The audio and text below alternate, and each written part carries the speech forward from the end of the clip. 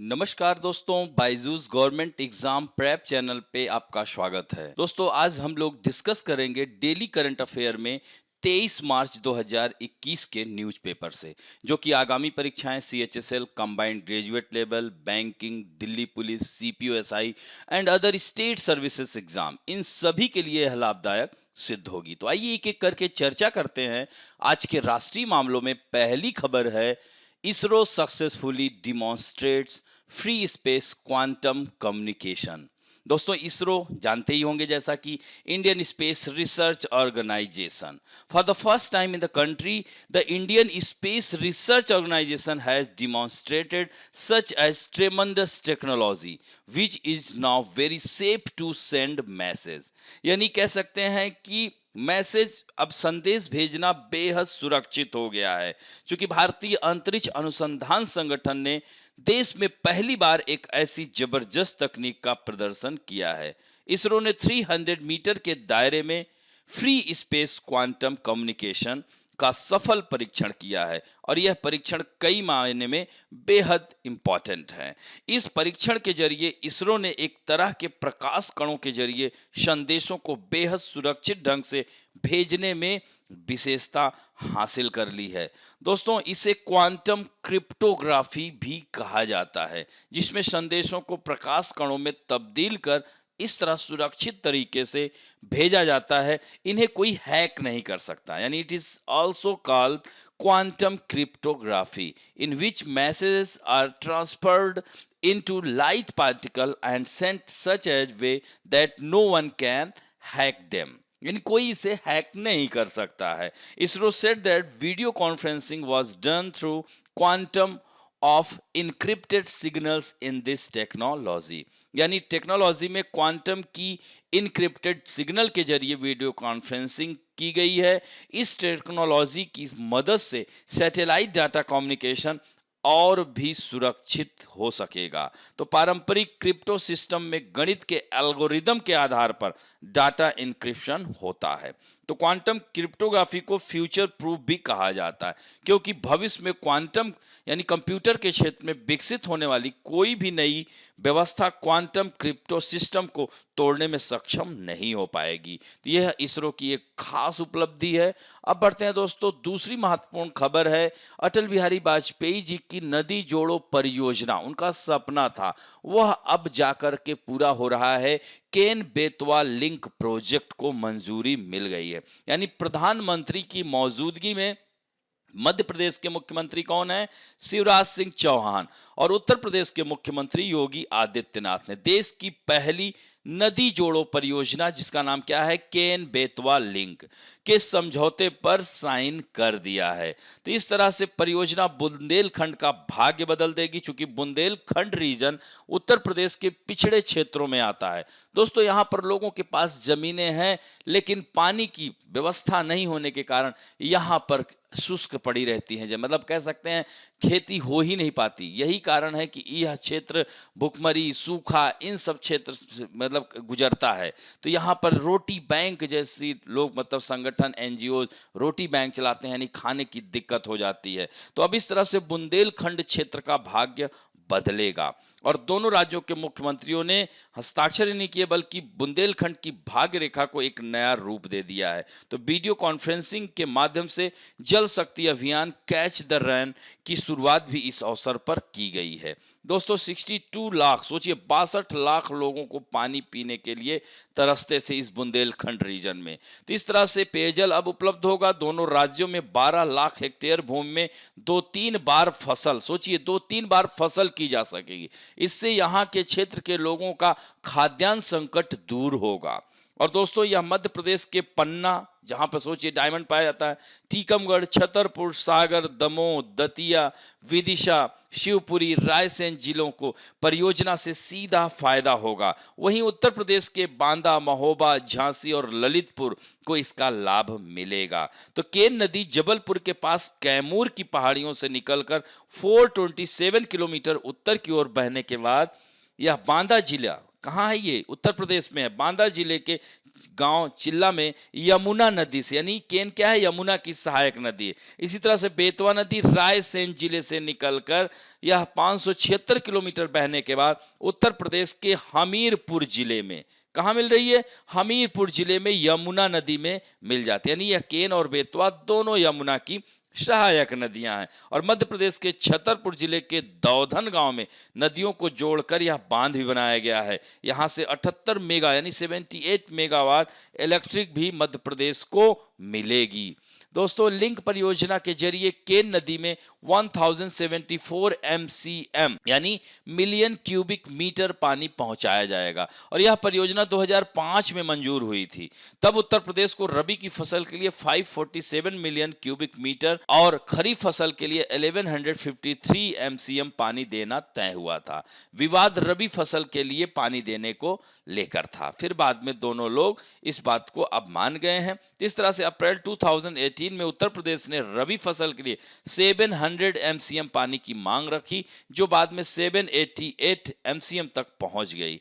तो इस तरह से 2019 में 930 MCM पानी का मांग पत्र भेज दिया गया और मध्य प्रदेश इतना पानी देने के लिए तैयार नहीं था। तब से पानी बंटवारे को लेकर विवाद चल रहा था, जो कि विवाद अब यह समाप्ति की ओर है। दोस्तों, इसकी जो लागत है 35,111 करोड़ रुपए। सेंट्रल इसमें 90% दे रही है जो भुगतान राशि है और 5% यह दोनों राज्य। यहाँ आप मैप में देख सकते हैं, यह बांदा डिस्ट्रिक्ट है, यहाँ पर जाकर मिल रही है केन नदी, यमुना नदी से देख रहे हैं। इधर हमीरपुर डिस्ट्रिक्ट है और यह जो है बेतवा नदी है, ये देख रहे हैं ना, यह दूधन डैम भी है और यह लिंक जो इसमें जोड़ा जा रहा है इससे, तो इन सब क्षेत्रों को लाभ मिलेगा। यह मानचित्र भी देख लीजिएगा। बढ़ते हैं दोस्तों इंटरनेशनल अफेयर्स में ऑस्ट्रेलियाई फ्लड की, यानी ऑस्ट्रेलिया में बाढ़ आई हुई है। दोस्तों, अभी पिछले साल आप लोगों ने देखा होगा कि वहां पर जंगल की आग ने पूरा तबाही मचा दी थी, अब बाढ़ ने तबाही मचा दी हुई है, यानी 18,000 लोगों को सुरक्षित स्थानों पर पहुंचा दिया गया है। ऑस्ट्रेलिया का न्यू साउथ वेल्स, यह न्यू साउथ वेल्स याद रखना, यहाँ पर कोयला, यहाँ की जो हंटर घाटी है कोयले के लिए जानी जाती है। तो ऑस्ट्रेलिया भी बहुत सारे मिनरल यहाँ पर खनिज संसाधनों से परिपूर्ण है ऑस्ट्रेलिया। दोस्तों, ऑस्ट्रेलिया यहाँ से मकर रेखा, अभी हम बताएंगे, पहले खबर देख लेते हैं। तो 18,000 लोगों को यहाँ से सुरक्षित स्थानों पर निकाला गया और न्यू साउथ वेल्स की जो कैपिटल है सिडनी है और दक्षिणी पूर्वी क्वींसलैंड में नदियों और बाढ़ों का जल स्तर बढ़ गया है। तो इस तरह से देश के प्रधानमंत्री स्कॉट मॉरिसन ने घर छोड़ने पर मजबूर हुए लोगों के लिए आर्थिक सहायता की पेशकश की है। तो ऑस्ट्रेलिया के मौसम विभाग का कहना है कि कुछ इलाकों में 900 मिलीमीटर तक बारिश असाधारण है। दोस्तों, सबसे ज्यादा चिंता उत्तरी और पश्चिमी सिडनी के निचले इलाकों यानी NSW New South Wales central coast और हॉक्सबरी घाटी के लोगों के लिए जताई गई है। हालांकि यह दक्षिणी क्वींसलैंड भी इससे प्रभावित हो रहा है, लेकिन सबसे ज्यादा न्यू साउथ वेल्स प्रभावित है। मान लीजिए पूछ लिया जाए प्रश्न कि हाल ही में ऑस्ट्रेलिया में आई बाढ़ से सबसे ज्यादा प्रभावित क्षेत्र कौन सा है, न्यू साउथ वेल्स है, विक्टोरिया है, क्वींसलैंड है या नॉर्थ ईस्ट, इस तरह से प्रश्न बन सकता है। तो यह ध्यान रखेंगे। और सिडनी के करीब 17 किलोमीटर दूर एयरपोर्ट के रनवे पर पानी भर जाने की वजह से उड़ानें रद्द कर दी गई हैं, स्कूल बंद कर दिए गए हैं। अब यहाँ पर दोस्तों देख लीजिए थोड़ा सा ऑस्ट्रेलिया में, यहाँ पर आप देखेंगे ट्रॉपिक ऑफ कैप्रिकॉर्न, यानी इसे कहते हैं मकर रेखा। तो मकर रेखा बीचों बीच ऑस्ट्रेलिया के गुजरती है और यहीं पर एक फिट्जराय नदी है जो 4 बार मकर रेखा को, यानी Fitzroy river 4 time tropic of Capricorn को काटती है। और दोस्तों, इसके जो स्टेट है New South Wales, Victoria state है, क्वींसलैंड है,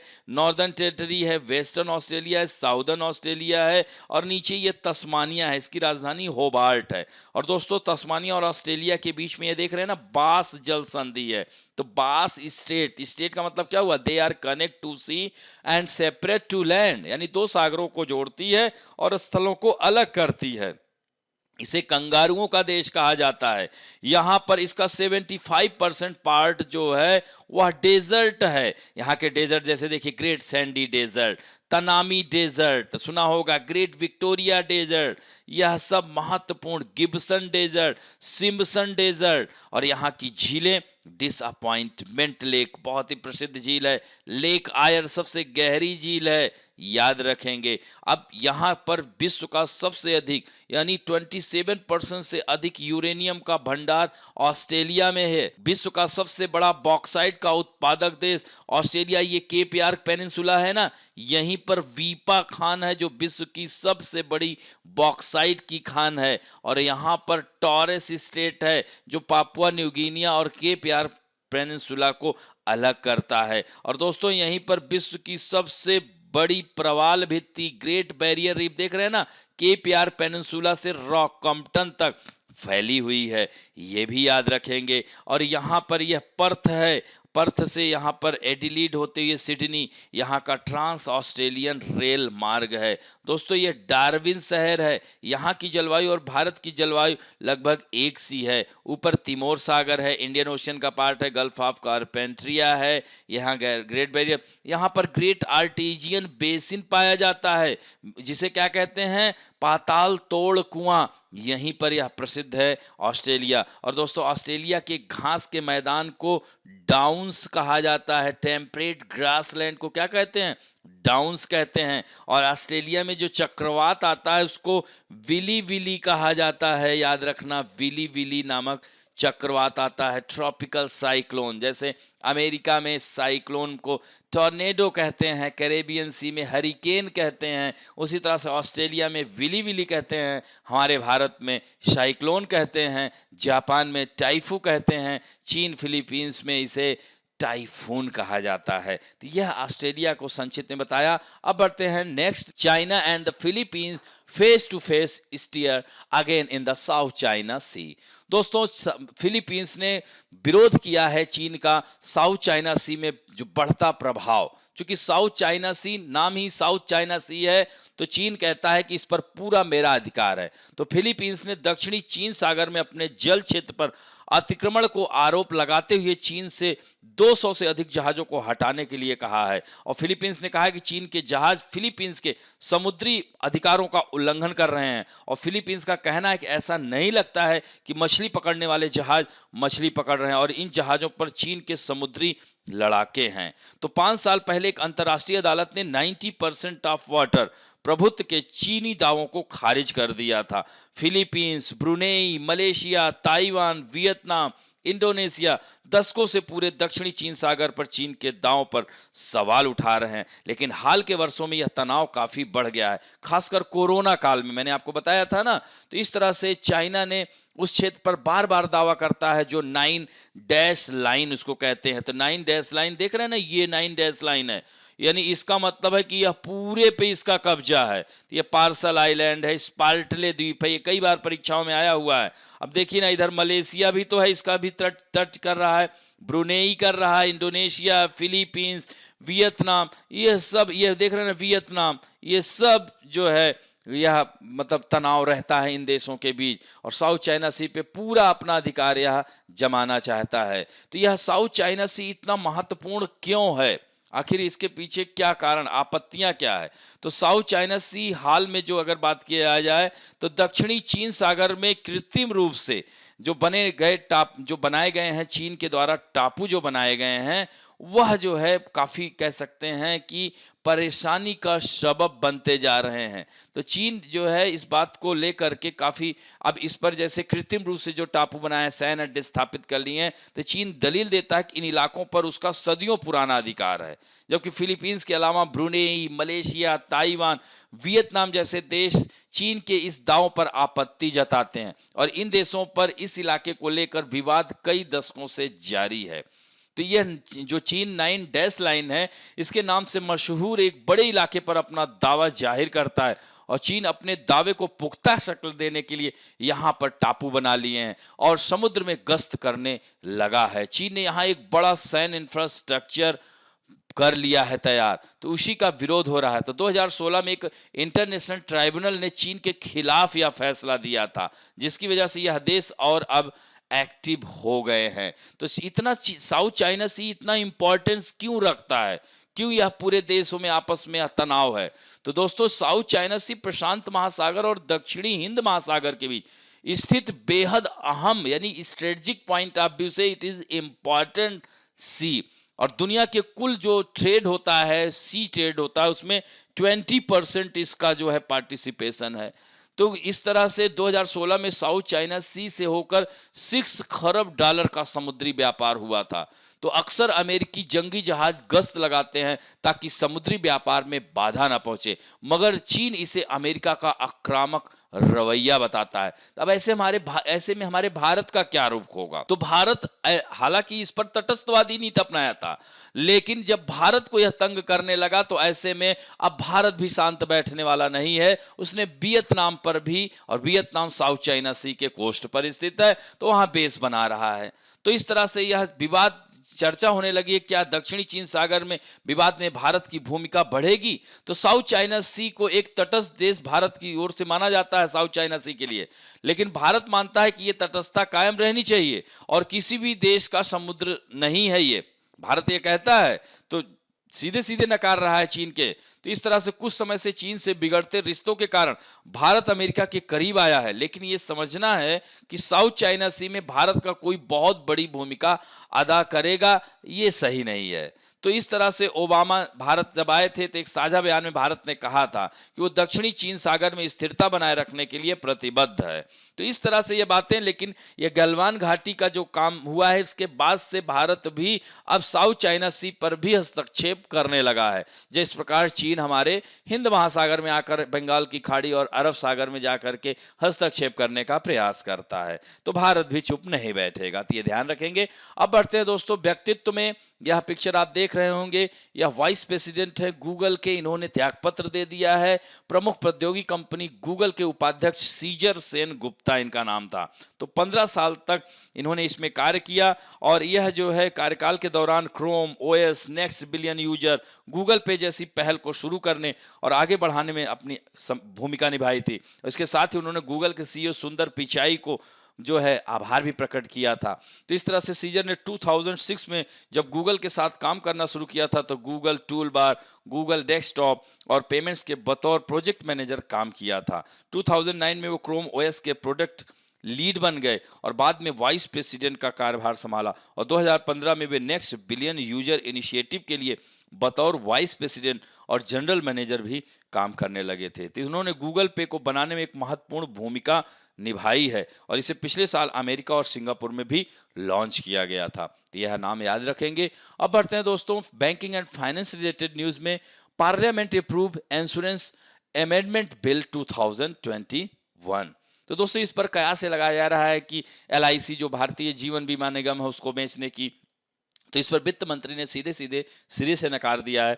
तो संसद ने बीमा विधेयक 2021 को मंजूरी प्रदान कर दी है, जिसमें बीमा क्षेत्र में प्रत्यक्ष विदेशी निवेश जिसे एफडीआई कहते हैं, तो यह पहले कितनी सीमा थी याद रखना 49%, अब बढ़ा करके 74% कर दिया गया। तो इस तरह से जो है 74% का प्रावधान किया गया है। लोकसभा में सोमवार को इस विधेयक को मंजूरी दी गई, जबकि पिछले सप्ताह राज्यसभा में यह विधेयक पारित हो गया है, यानी अब यह राष्ट्रपति के पास जाएगा।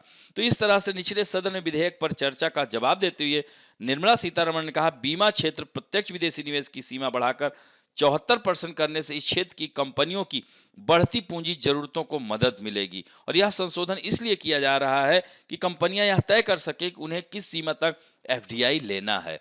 तो वित्त मंत्री ने यह भी कहा है कि इस विधेयक का एलआईसी से कोई लेना देना नहीं है। तो इस तरह से सार्वजनिक क्षेत्र की 7 कंपनियां और निजी क्षेत्र की 61 कंपनी इसमें जुड़ी हुई हैं। तो इस तरह से इन 2015 जब बीमा क्षेत्र में एफडीआई की सीमा बढ़ाकर 49% की गई थी, तो उसके बाद 26,000 करोड़ का निवेश आया और ज्यादा से ज्यादा निवेश आने से न केवल प्रतिस्पर्धा बढ़ी बल्कि लोगों को बेहतर पैकेज दिया जाने लगा। तो इस तरह से यह रोजगार के अवसर भी बढ़ेंगे, इसी को देखते हुए यह कदम उठाया गया है। अब बढ़ते हैं दोस्तों पुस्तकें और पुरस्कारों में। Bangladesh hero Bangabandhu to receive Gandhi Peace Prize 2020। दोस्तों, जैसे हमारे देश में राष्ट्रपिता महात्मा गांधी जी को कहा जाता है, उसी तरह से बांग्लादेश का राष्ट्रपिता बंगबंधु जी को यानी शेख मुजीबुर रहमान जी को कहा जाता है। तो 2020 के लिए और 2019 की भी घोषणा की गई है। ओमान के दिवंगत सुल्तान काबूस बिन सैद अल सैद को गांधी शांति पुरस्कार दिया गया है। तो ओमान क्या है? गल्फ देश है जिसकी राजधानी मस्कट है। तो दोस्तों, यह किसने बताया? संस्कृति मंत्रालय ने बताया कि भारत के साथ संबंधों को मजबूत करने और खाड़ी क्षेत्र में शांति और अहिंसा को बढ़ावा देने के उनके प्रयासों को मान्यता देने के लिए ओमान के दिवंगत सुल्तान काबूस को यह प्रदान किया जा रहा है। तो रहमान बांग्लादेश के पहले राष्ट्रपति और बाद में बांग्लादेश के प्रधानमंत्री भी थे। 15 अगस्त 1975 को उनकी हत्या कर दी गई थी। तो रहमान को बांग्लादेश में राष्ट्रपिता या मुजीब के रूप में जाना जाता है। और गांधी शांति पुरस्कार 1995 में महात्मा गांधी की 125वीं जयंती के उपलक्ष्य में भारत सरकार द्वारा इसे स्थापित किया गया एक वार्षिक पुरस्कार है। और यह पुरस्कार राष्ट्रीयता, नस्ल, भाषा, जाति, पंथ से परे सभी व्यक्तियों के लिए है। और इस पुरस्कार के तहत 1 करोड़ रुपए, एक प्रशस्ति पत्र और एक पट्टिका और हस्तशिल्प हथकरघा से निर्मित एक अति सुंदर पारंपरिक सामग्री दी जाती है। तो याद रखना, इसमें 1 करोड़ रुपया कब से शुरू हुआ? 1995 से, 1995 से। अब जो है गांधी शांति पुरस्कार से संबंधित जो जूरी की अध्यक्षता कौन करता है? प्रधानमंत्री ने की। इसमें भारत के प्रधान न्यायाधीश, लोकसभा में सबसे विपक्षी दल के नेता, 2 पदेन सदस्य होते हैं। और अन्य 2 सदस्यों में लोकसभा स्पीकर और सुलभ इंटरनेशनल सोशल जो सर्विस ऑर्गेनाइजेशन के संस्थापक कौन है? बिंदेश्वरी पाठक, इनका भी नाम रखिएगा याद। तो यह ज्यूरी के हिस्सा हैं। और दोस्तों, इससे पहले गांधी पुरस्कार यानी 2015 में याद रखना विवेकानंद केंद्र को, अक्षय पात्र फाउंडेशन और सुलभ इंटरनेशनल 2016 के लिए, एकल अभियान ट्रस्ट 2017, योही ससाकावा जापान के 2018 और 19-20 हमने बता ही दिया। तो इस तरह से कभी कभी पुराना भी आ जाता है। एसएससी सीजीएल में इस तरह से कभी कभी 1-2 साल पुराना भी दे देता है, तो इसको भी ध्यान रखिएगा। अब बढ़ते हैं दोस्तों 67th National Filmfare award. दोस्तों, यहां पर हमने देखिए इसमें दिया हुआ है best supporting actor, best actor. तो इसमें best supporting actor Vijay Sethupathi, super deluxe यानी बेस्ट सपोर्टिंग एक्टर है। ये सीधे सीधे फैक्ट है, याद रखिएगा। Best supporting actress Pallavi Joshi the Tashkent file, यहां पर भी दिया गया है, यहां पर भी यह जो है ध्यान रखेंगे। तो इस तरह से यह हो गया ताशकंद फाइल। उसके बाद है best female playback singer Savani Ravindra, Marathi film है, यह ध्यान रखेंगे, सवनी रविंद्रा।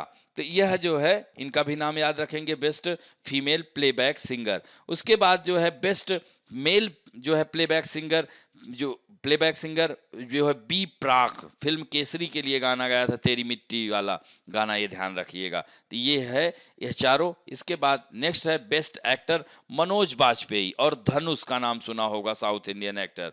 फिर बेस्ट एक्ट्रेस कंगना रनावत, 4थी बार राष्ट्रीय फिल्म फेयर अवार्ड पाई हैं। तो Manikarnika the queen of Jhansi की रानी और पंगा, 2 इनकी हिंदी मूवी थी। और फिर जो है दोस्तों बेस्ट हिंदी फिल्म छिछोरे, सुशांत सिंह राजपूत जो कि अब नहीं रहे, तो उनकी फिल्म थी। और national Filmfare award best book on cinema, यह भी ध्यान रखेंगे, प्रभाव, और PR रामदासा नायडू हैं बेस्ट बुक इन सिनेमा। और नेक्स्ट है best non feature film wild Karnataka, David Attenborough की। Best film critic Sohini Chattopadhyay. Most film friendly state Sikkim रहा है, ये भी बहुत इंपॉर्टेंट है। और दोस्तों बेस्ट डायरेक्शन संजय पूर्ण सिंह चौहान, फिल्म 72 हूरे। और best editing Jersey, best cinematography jallikattu, ये ऑस्कर के लिए भी गई थी। और दोस्तों 67वां राष्ट्रीय फिल्म पुरस्कारों की घोषणा 3 मई 2020 को होनी थी, लेकिन कोरोना महामारी के कारण इसे टालना पड़ा। तो इन पुरस्कारों के लिए जो आखिरी एंट्री थी 17 फरवरी 2020 तक ही रखी गई थी, ये ध्यान रखना। अब बढ़ते हैं खेल समाचारों में। मेसी का नाम तो सुना ही होगा, बहुत चर्चित फुटबॉलर हैं। तो क्लब के लिए अपना रिकॉर्ड मैच खेलने उतरे दिग्गज स्ट्राइकर लियोनेल मेसी के शानदार 2 गोलों की मदद से बार्सिलोना ने स्पेनिश फुटबॉल ला लीगा में रियल सोसिएदाद को 6-1 से हरा दिया। और बार्सिलोना की इस लीग में यह लगातार 5वीं जीत है। मेसी ने 2 गोल करके 1 गोल में मदद भी की थी। और मेसी के इस सत्र में 23 गोल हो चुके हैं। और दोस्तों बार्सिलोना की तरफ से 768वां यह मैच था मेसी का, और उन्होंने क्लब की तरफ से सर्वाधिक मैच खेलने का नया रिकॉर्ड बनाया। तो मेसी ने झावी हर्नांडेज के रिकॉर्ड को तोड़ा है। तो ये फैक्ट है, याद रखना है, फुटबॉल से संबंधित है। अब बढ़ते हैं महत्वपूर्ण दिवस में दोस्तों। आज विश्व क्या है, मौसम विज्ञान दिवस है। आप लोगों ने मनाया होगा, 21 मार्च को मनाया होगा विश्व वानिकी दिवस, 22 मार्च को विश्व जल दिवस, 23 मार्च को विश्व मौसम दिवस। तो ऐसे याद करने का ट्रिक है, यानी आप जंगल में गए, विश्व वानिकी दिवस, प्यास लगी तो जल दिवस मना लिया, पीने के बाद देखा कि जंगल में मौसम खराब हो गया तो विश्व मौसम विज्ञान दिवस हो गया। तो इस तरह से ऐसे ही कनेक्ट करके याद करोगे तो भूलेगा नहीं। तो world wide 23 March is celebrated as World Meteorological Day. दोस्तों 1950 में विश्व मौसम विज्ञान संगठन की स्थापना की गई थी और इसका हेडक्वार्टर जिनेवा स्विट्जरलैंड में है। और विश्व मौसम विज्ञान संगठन का जो इस साल का विषय है, थीम है, याद रखना, महासागर, जलवायु और मौसम, यानी ओशियन क्लाइमेट एंड वेदर। यह भी महत्वपूर्ण बिंदु है, याद रखना। 191 देश विश्व मौसम संगठन के सदस्य हैं। अब बढ़ते हैं, let us talk about some important fact में आज हम बात करेंगे बिहार राज्य के बारे में। इसकी राजधानी जानते ही हैं, पटना है, और सबसे बड़ा शहर भी पटना है। और दोस्तों जो जनसंख्या घनत्व में, यानी 2001 की जनगणना के आधार पर सबसे अधिक जनसंख्या घनत्व किसका था? पश्चिम बंगाल का। 2011 में बिहार का हो गया, 1106 हो गया है। एरिया यहाँ पर 94,163 स्क्वायर किलोमीटर है। राजभाषा हिंदी है। 26 जनवरी 1950 को इसका गठन हुआ। राज्यपाल फागू चौहान हैं। मुख्यमंत्री नीतीश कुमार हैं। और यहाँ की विधानमंडल जो है बाईकैमरल है, यानी विधान परिषद और विधानसभा दोनों है। 75 विधान परिषद की सीटें हैं, 243 विधानसभा की। राज्यसभा की 16 सीटें हैं, लोकसभा की 40 सीटें हैं। यानी सबसे ज्यादा उत्तर प्रदेश से 80 सीटें, महाराष्ट्र से 48 सीटें, उसके बाद 42 सीटें पश्चिम बंगाल से, और 40 सीटें जो है यहाँ पर हैं बिहार की हैं, याद रखिएगा। तो इस तरह से यहाँ का राजकीय पशु क्या है? गौर है। यहाँ का राज्य पक्षी क्या है? यह है कोरासिया बेंगालेसिस है, ये ध्यान रखेंगे। राजकीय वृक्ष पीपल है। राजकीय पुष्प बोहेनिया वरीगाता है। और दोस्तों एक पॉइंट याद रखना, हाई कोर्ट इसका यहाँ पे पटना है। यहाँ पे एक पॉइंट और जोड़ दे रहा हूँ, उच्च न्यायालय जो है यह पटना में है, इसका ये भी ध्यान रखेंगे। अब थोड़ा सा मानचित्र में आइए देख लेते हैं। ये देख सकते हैं कि नेपाल इसको अंतर्राष्ट्रीय सीमा स्पर्श करती है, उत्तर प्रदेश करता है, झारखंड इससे निकला ही है, वेस्ट बंगाल इसको स्पर्श करता है। और दोस्तों यहाँ पर देख रहे हैं ना, गंगा नदी इसको गुजर रही है। इधर अजय नदी है, इधर फाल्गु नदी है, पुनपुन नदी है, सोन नदी है। ये अमरकंटक से आ रही, बिहार में जाकर दानापुर के समीप गंगा से मिल जाती है। ऊपर से देख रहे हैं हिमालय से गंडक नदी आ रही है, पटना में जो है मिल जा रही है। इसी तरह से भागमती नदी देख रहे हैं ना, बिहार में ही आके मिल जाती है। कोशी नदी देखिए, नेपाल हिमालय से आ रही, गोसाई थान से कुरुसेला नामक स्थान पर मिल जाती है। महानंदा नदी देखिए, सबसे पूर्वी सहायक नदी है, और यह दार्जिलिंग की पहाड़ियों से आ रही है, बिहार होते हुए फिर जाकर पश्चिम बंगाल के फुल्टा नामक स्थान में मिल जाती है। तो यह जरूरी है याद रखना। कर्मनाशा नदी है, पुनपुन है, फाल्गु है, हाँ, गया क्षेत्र, इन सब क्षेत्रों के अंतर्गत आता है। तो यह नदियां कभी कभी पूछ लेता है कि निम्नलिखित कौन सी नदी नहीं है, हाँ, तो यह इस तरह से पूछ लेगा। तो यह गंडक नदी कहाँ? पटना में आकर के मिलती है। तो यह जो है बिहार, यह मैदानी क्षेत्र है। यहाँ पर जलोढ़, बिहार का जो जलोढ़ मैदान है, यहाँ बाढ़ से हर साल लोग प्रभावित होते हैं। बिहार के दक्षिण में छोटा नागपुर का पठार, जिसका अधिकांश हिस्सा अब झारखंड में है। उत्तरी भाग में हिमालय पर्वत की नेपाल श्रेणी है, आपको पता ही है इसमें। और राज्य का जो औसत तापमान है ग्रीष्म ऋतु में 35 डिग्री सेल्सियस से लेकर 45 डिग्री सेल्सियस रहता है, और जाड़े में यह 5 से लेकर 15 डिग्री सेल्सियस तक रहता है। तो इस तरह से पटना का जो क्षेत्र है, नालंदा, पटना, मुंगेर जिलों में जल जमाव का क्षेत्र, इसलिए ताल क्षेत्र कहलाता है। दोस्तों धरातली स्रोत यानी 15 नदियों के प्रवाह प्रदेश में विभाजित हैं। यानी वर्षा के दिनों में उत्तरी बिहार की नदियों में बाढ़ एक बहुत बड़ी समस्या है। यही कारण है कि यहाँ से लोग माइग्रेट होकर दूसरे क्षेत्रों में चले जाते हैं। बिहार में जो है सब्जियां हैं, आलू, प्याज, बैगन, फूल गोभी, चावल, गेहूं, मक्का, यह सब प्रमुख फसलें हैं। तो यह ध्यान रखेंगे। यहाँ का पर्यटन भी, यहाँ पर जैसे कि प्रसिद्ध स्थानों में से एक है बिहार का बोध गया में बोधि पेड़ के नीचे तपस्या कर रहे भगवान गौतम बुद्ध को ज्ञान की प्राप्ति हुई थी। तो यह सब महत्वपूर्ण है। यहाँ यहाँ का सबसे पुराना विश्वविद्यालय नालंदा बिहार में एक महत्वपूर्ण स्थल है। प्राचीन चीनी विद्वानी यात्री याद होगा तो ह्वेन-सांग और इत-सिंह कई वर्षों तक यहाँ सांस्कृतिक व दर्शन की शिक्षा ग्रहण किया था दोस्तों। और यह जो है इसे प्राचीन भारत को यानी पटना को पाटलिपुत्र के नाम से जाना जाता था। वैशाली बिहार प्रांत के वैशाली जिला में स्थित एक गांव है जहां भगवान महावीर की जन्मस्थली होने के कारण जैन धर्म के मतावलंबियों के लिए वैशाली एक पवित्र स्थल भी है। सम्राट अशोक ने वैशाली में हुए महात्मा बुद्ध के अंतिम उपदेश की याद में नगर के समीप सिंह स्तंभ की स्थापना भी की थी। तो इस तरह से पावापुरी नालंदा जिले में राजगीर और बोधगया के समीप स्थित एक शहर है। भगवान महावीर स्वामी के निर्वाण का सूचक एक स्तूप भी यहीं पर है। तो कहने का मतलब है कि बिहार में भी बहुत सारी विभिन्नताएं और संस्कृतियां, कला सब कुछ है। 16 महाजनपदों मगध साम्राज्य यहीं पर था। और स्वतंत्रता आंदोलन भारत के प्रथम राष्ट्रपति डॉक्टर राजेंद्र प्रसाद भी यहीं से थे। और जो बिहार से आरा से कुंवर सिंह ने जो है 1857 के विद्रोह में नेतृत्व किया था। यह भी बात याद रखिएगा।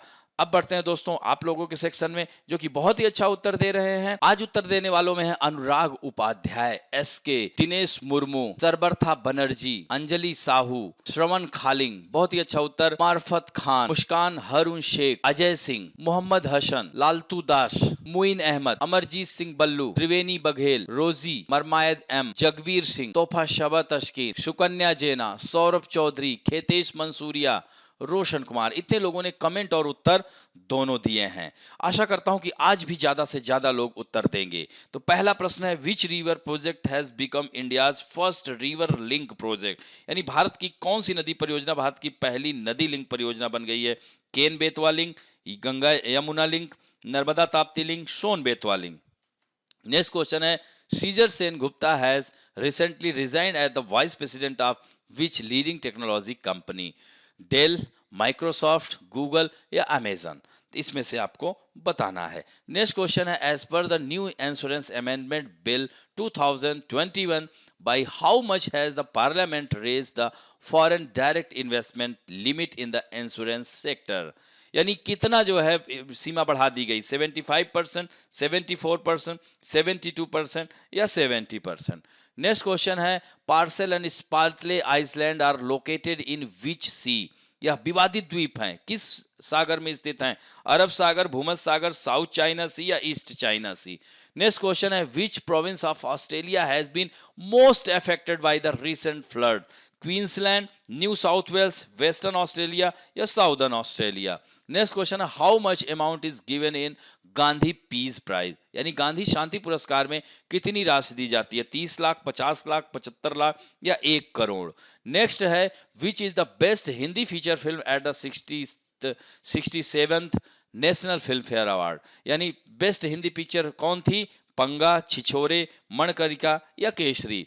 And who has chosen as the best actress at the 67th National Filmfare award. और दोस्तों इन्हें चौथी बार सर्वश्रेष्ठ अभिनेत्री चुना गया है राष्ट्रीय फिल्म फेयर में।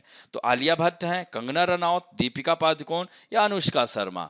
और नेक्स्ट क्वेश्चन है the world meteorological day is celebrated on 19th March, 20 March, 22 March या 23 मार्च। नेक्स्ट क्वेश्चन है which of the following river does not flow from Bihar, निम्न में से कौन सी नदी का प्रवाह बिहार में नहीं होता। गंडक, सोन, कोशी और बेतवा। तो इस तरह से इन 10 प्रश्न के उत्तर शीघ्र दीजिएगा। आशा करता हूं कि आज का वीडियो आप लोगों को अच्छा लगेगा। और दोस्तों अच्छा लगे तो please like, share, subscribe and bell icon दबाना ना भूलें। थैंक यू दोस्तों।